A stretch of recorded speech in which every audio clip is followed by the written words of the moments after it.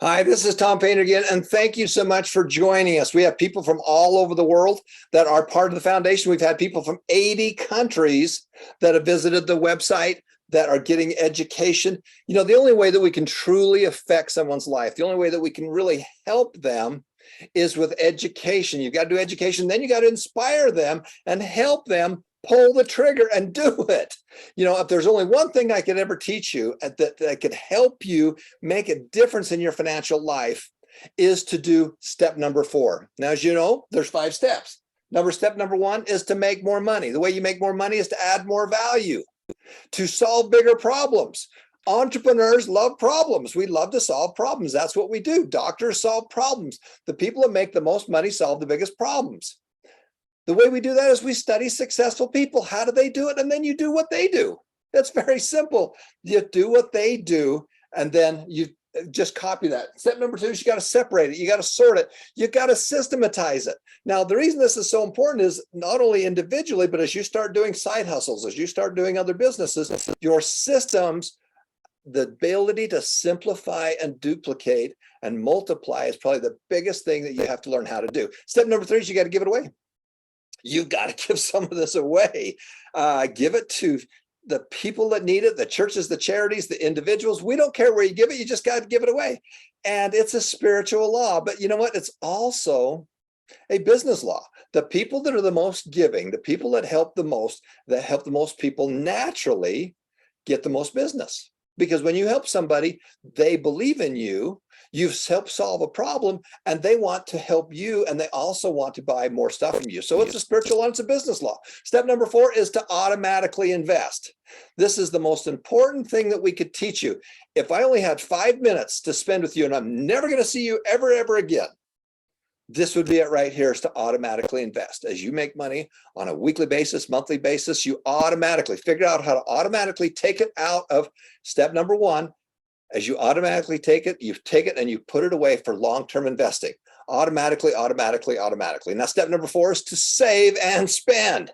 Now, if you will do these in this order, and the money that you make and the money you spend, we don't care really how much money you make. I don't really care where you spend it in step number 5. What I care about is what you do in step number 4. Did you put that money into an investment account? And did you put it in for long term? That's the key. Now, the wealth formula is very, very simple. You do this every week. You do this every month. And you do it over time. We do it over time, and that has to go up in value.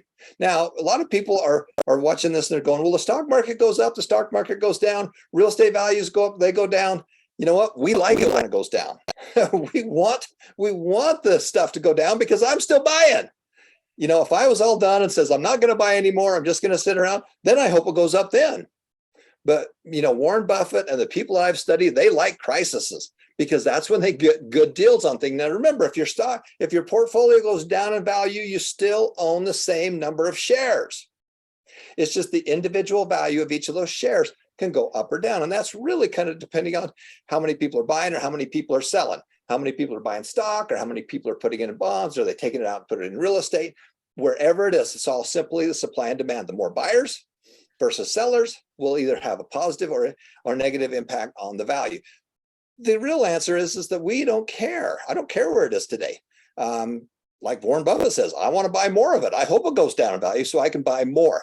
The game is we want it to be worth more in 10 to 15 years from now than we do right after that. The way you got to do that, you've got to create a side hustle. You've got to learn how to make more money. With inflation, that's really hurting people all over the world because the revenue they're making in step 1, the expenses to live are more and more than they have ever been. And as a result, it's harder to do this, but you've got to be able to do all these steps. Now, today, I'm so excited to be able to have a great man online with us, Bob Miles, Robert P. Miles. He's the author of wonderful books. Like I mentioned, I have probably bought 40 or 50 of the 101 Reasons books to give away to people. I've got to show you this one thing, though. This is one of the books I found, and sometimes it was easier to find them on eBay. And this is one of the books that I found of Bob's. And again, I got about 40 or 50 of these things, some on Amazon, of course. And I get this book, and right there up in the corner, it has this little tag that says $2. So this happens to be one that was on eBay that went to a a thrift market that somebody donated the book. They donated the book, and it sold. It had a $2 price tag on it, so it sold in somebody's store there, and it came out of Kentucky. And I opened up the book, and oh, it's $2. And I open it up, and lo and behold, there is Warren Buffett's autograph. So that's a $2 cost on this thing. That's not how much I paid for it, but that's what was on there. And it's probably worth $2,000 or more, maybe more, probably even more. So that's a pretty good rate of return. Now, am I going to sell that? Heck no. This is a wonderful piece. The other one I've got 2 autographs of Warren's. And we're going to talk with Bob a little bit about Warren's favorite restaurant, that the steak place. But that's where I got these other 2 here. You can see I've got 2 other autographs here that we got from Warren. And so these are on my wall. And my kids are going to inherit these sometime. And see, there's the other one. So I'm a big fan of Warren Buffett's. Every year we talk about the Berkshire Hathaway conference that all of you should be attending and being part of. I've been to 3 or 4 of them. I went to the earlier ones that used to be in the Azkaban conference center. Now they've just blown this thing up. And now with online, they have people from all over the world, hundreds and hundreds of thousands of people that watch that all over the world. So today I'm going to be jumping in. We're going to be talking with Robert Miles and about Warren Buffett, his philosophies, and what he does to make a difference in the world. So I'm so excited to have Robert with us today. So Robert, welcome to our show, and thank you so much for being here. Tom, for inviting me, and I really am impressed and admire what you and your wife have done with financial education, financial literacy, and helping people throughout the world learn the principles of wealth building and how your circle, which you call your spiritual laws of learning, earning, and returning. And that's very admirable, and happy to be part of your program. So thank you for the invitation. Well, thank you so much. And like I mentioned, I've been a big follower of Robert's books for many, many years. I got a chance to go to a 3-day class that he taught in right before the big Berkshire Hathaway conference, and got a chance to meet Susie Buffett. Had a nice conversation with her. What a wonderful gal, very charitable. I met Peter as well, and had a nice chat with him.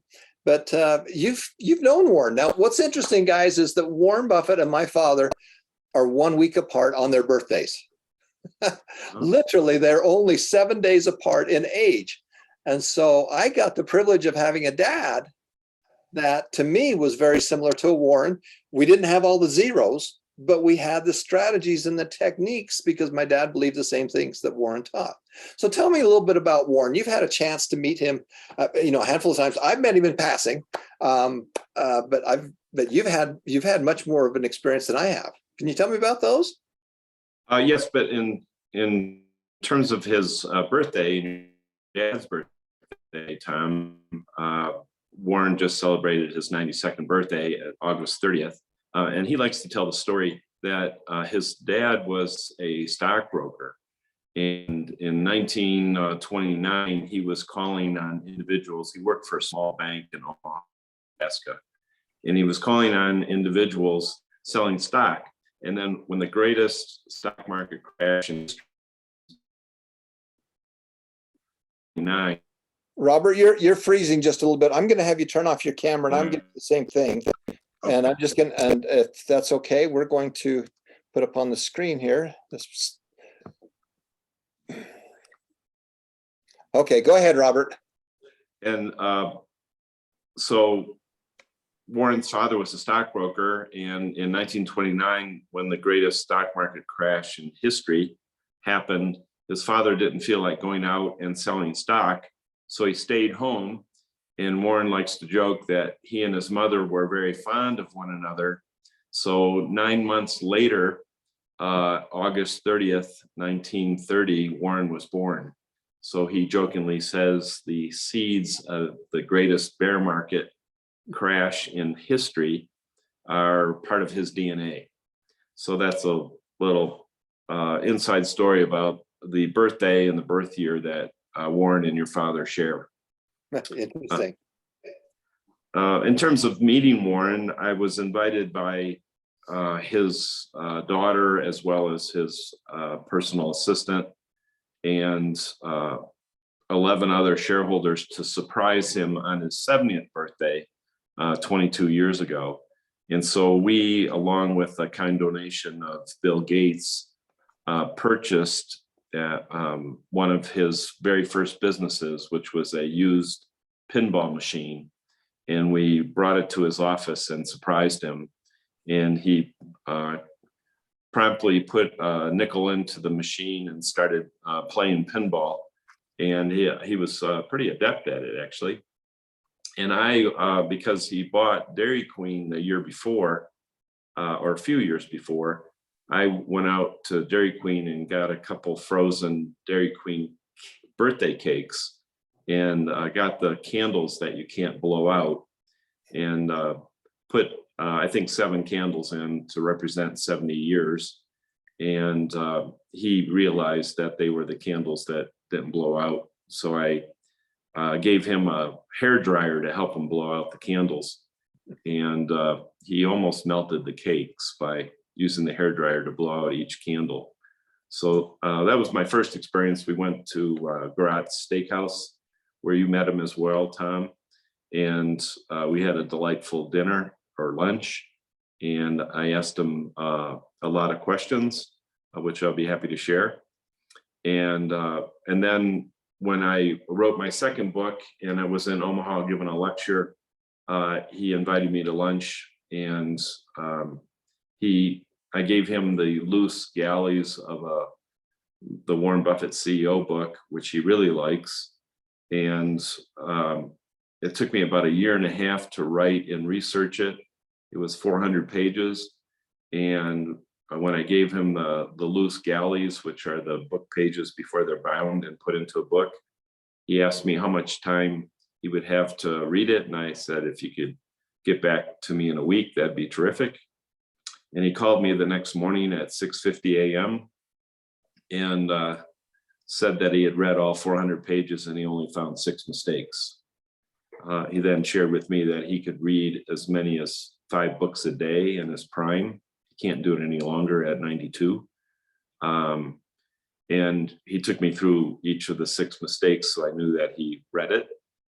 And then when the University of Nebraska at Omaha invited me to do a course on Warren, I sent him the syllabus, and he suggested that he take all the executives to lunch where they could pitch a stock or business directly to him. So those were my 3 lunches that I've had with Warren. And I don't think you paid a big price like they do when Warren auctions off the dinner for the Glide Foundation. No, the first lunch I shared with 11 other shareholders, the cost of his lunch, so it didn't cost me very much. The last 2 lunches he paid. So. And what's so funny about this little steakhouse is that I took my son there with me when we were at the conference right after I went to your class, and it's just this fun little steakhouse, just this normal one that you'd see any place in Americana. And that's one of his favorite places to go. Yeah, he's very simple. You know, he lives in the same house that he bought when he was 28 years old for $31,500. He told me at lunch that the guy wanted $50,000, but they agreed Warren wouldn't pay him that much. He's kind of like you on buying used books, Tom. He's a value investor. So Yeah. just that you got really good prices on my books used and on eBay, congratulations. Warren would be very proud of you, Tom, for doing that, because everything he does, he can, he wants to buy good value at a good price, as you do. Yeah. He talked about buying great companies at a fair price. Fair to him is actually a great price. And he really does kind of like conflict and chaos. One of his favorite quotes is be greedy when everyone else is fearful, and be fearful when everyone else is greedy. Can you talk on that a little? Yeah, that's really the root of value investing. He likes to talk about his favorite book, which he read when he was 19 years old. And it's the only book he recommends, The Intelligent Investor by his college professor, Ben Graham. And Graham talked about three key messages that Warren would want to communicate to all your viewers and listeners and readers, Tom. He would say that Graham taught him first to look at stocks as not electronic bleeps on your computer screen or symbols in the financial newsprint, but rather stocks represent an ownership of a business. And if you think of that way, you're more of an owner than a trader. The second thing is what you're referencing is a margin of safety. You have to figure out what a stock is worth, how to value a stock, which is a very important lesson to learn, and then buy it like Tom bought my book, way under what it was worth. And then the third thing is to realize, according to Graham, that in the market, you have a virtual partner, which he called Mr. Market, who is manic depressed. And Warren says he's also drunk, in that when he's manic, he wants twice as much as what you think the business is worth. And when he's depressed, he wants half as much as what you think the business is worth. And what most people, I would say 95% of all people, use Mr. Market as their master. If he's depressed, they're depressed. If he's manic, they're manic. If he's buying, they're buying. If he's selling, they're selling. Whereas Warren and Tom Painter they use Mr. Market as their servant. When he is greedy, they're fearful. When he's fearful, or Mr. Market's fearful, Tom and Warren are very greedy. So those would be the three lessons that Warren would impart to all students of financial education. You know, one of the things that we talk about, and we've talked about this with our class, is that there's really four ways to be able to buy stock. And you know, the one way is to pick and choose. You pick and choose what you'd like to buy. Number two, of course, is mutual funds, that you're hiring a professional manager to manage it for you. Number three would be the S&P 500, the 500 largest companies in America. And then number four, of course, which is Berkshire Hathaway. And the way that I've assimilated is that most people that pick and choose buy at the wrong time, they sell at the wrong time, me included. When I've done a lot of this on my own, mostly because I just had fun doing it, I haven't done very well on the pick and choose. I picked the wrong companies at the wrong time, and so you usually don't do well. Over time, Berkshire Hathaway and the S&P 500 have done very well. In fact, they've done better than most mutual funds because of the fees. There's all kinds of fees that you pay. And so the S&P 500 and Berkshire are probably the two best. But for me, Berkshire has outperformed even the S&P 500 over a long period of time. That's why we have such a big chunk of money into Berkshire Hathaway. And of course, Berkshire Hathaway has outperformed the S&P, which has outperformed mutual funds because there's all kinds of costs and fees with a mutual fund. A mutual fund might outperform it for a year, but over a longer period of time, 5 years, 10 years, that's usually not the case. And then, of course, the pick and choose is usually the biggest loser. So that's why we teach our people that with your asset allocation, we want to put the biggest chunks, at least, and I'm not telling you what you to do with your money. That's up to you to do. I'm just telling you what we do with our money. So we have a big chunk of our money into Berkshire Hathaway, and that's why. Yeah, Warren would say, Tom, that his estate, after he passes away, for his widow, he would like his trustees to take 90% of her inheritance. For some reason or another, legally, she can inherit Berkshire Hathaway stock. So he's recommending 90% of her estate that he leaves behind, her allocation, to be put into the S&P 500 index fund, and then 10% to be put into a money market account. And he would recommend that to everyone because it's low cost, low tax, and it takes out the decision, as you mentioned, which often leads people into poor performance than market beating performance. He never recommends Berkshire stock, but you and I can, Tom, because Berkshire has even less turnover and expenses than what the S&P 500 has, because they're paying a dividend, which is taxed twice. It's taxed by the corporation in the form of earnings, and then it's taxed by the individual on the receipt of that dividend. So a more tax efficient way of investing is to own a stock like Berkshire Hathaway that doesn't pay a dividend, but instead you can sell 2% or 4% of your holdings each year as a form of a dividend, but only pay capital gains taxes rather than income taxes on it at a lower rate. You know, what's interesting is that Warren had a philosophy almost like as a congregation. And what he wanted was, he didn't want people coming in and buying and selling and speculating on the stock. He wanted you to think like an owner. And he actually created the owner's manual that you can all read that really goes into what he thinks about Berkshire Hathaway and why we want you to be an owner. And so that's why the Class A shares have never been split. And I think they started at about $65. Do you know what they're up to about right now? They actually started at $7.60 back in the early 60s. And Wow. I think they're $440,000 per A share. Wow. So $7 to 400,000. That's pretty dang incredible. And what happened, guys, and this is why it's so great for you, because, you know, back years ago, logistically, it just wasn't possible to buy a smaller share of Berkshire Hathaway.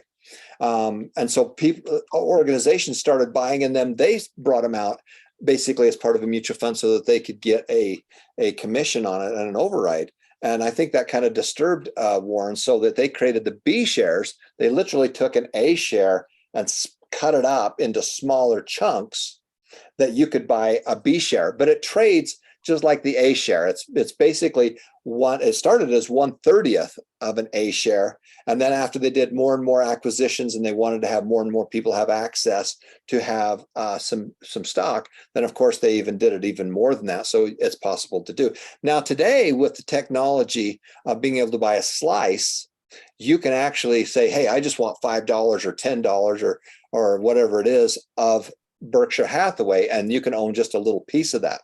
So that's why that is so important. But it's amazing. His mindset was, you know, if I had a church, I don't want a whole bunch of different people coming in every week. I want my congregation. And he says, you know, back in the day, if you showed me a stock certificate that you had inherited, I could probably give you an idea who your parents or grandparents were. He was that incredible. Yeah. Tom, I'm wondering if you have if we can do an interactive challenge here with the technology, maybe with the text or chat portion. If I could ask your listeners, viewers, a couple questions. Okay. One is, I think in teaching financial literacy, Charlie Munger, Warren's partner and longtime vice chairman of Berkshire Hathaway, says the essence of understanding financial literacy is both understanding the power of compound interest as well as the difficulty of getting it. So I have a question for your viewers to answer in the chat session. Okay. Either answer A or B. So in my challenge to you, without Googling the answer, option A is to, and you got to answer this quickly. I'm going to give you two options. Option A is, I'll give you $1 million today. Option B is, I'm going to give you a magic penny that will double every day for 30 days. which option do you take? Option A, $1 million today, or option B, in the chat, please, a magic penny, which doubles every day, but only for 30 days. All right, let's see what they're saying. So that's your question. You can either choose, hey, I'm going to give you $1 million right now. There's $1 million. Or, hey, I'm just going to give you this magic penny. You take the penny, but it gets doubled on day 2 and doubled again on day 3, but you're only doing that for 30 days. And it looks like you can see we have a lot of A's. I'm sorry, a few A's and a whole bunch of B's.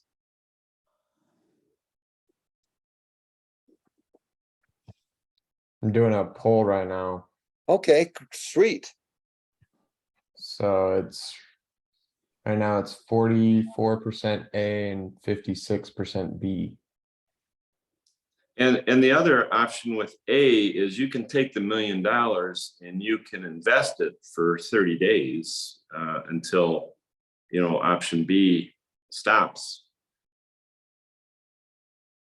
Okay, so it's about 50-50. Yeah, it's pretty 50-50. How many? Okay.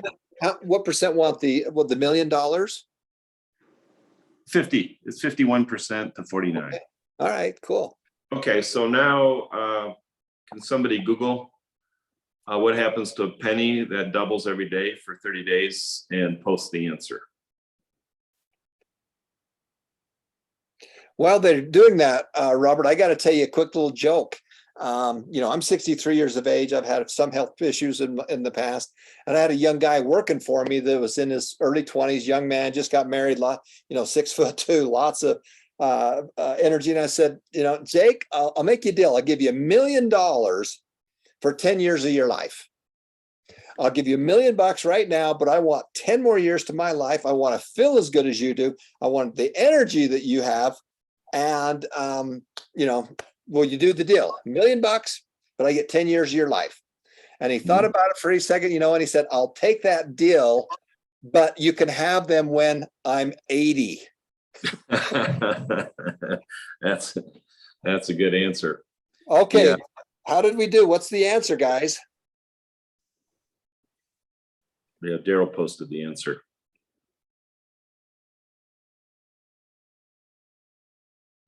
It's over $5 million. So the answer in the lesson there is the power of compound interest.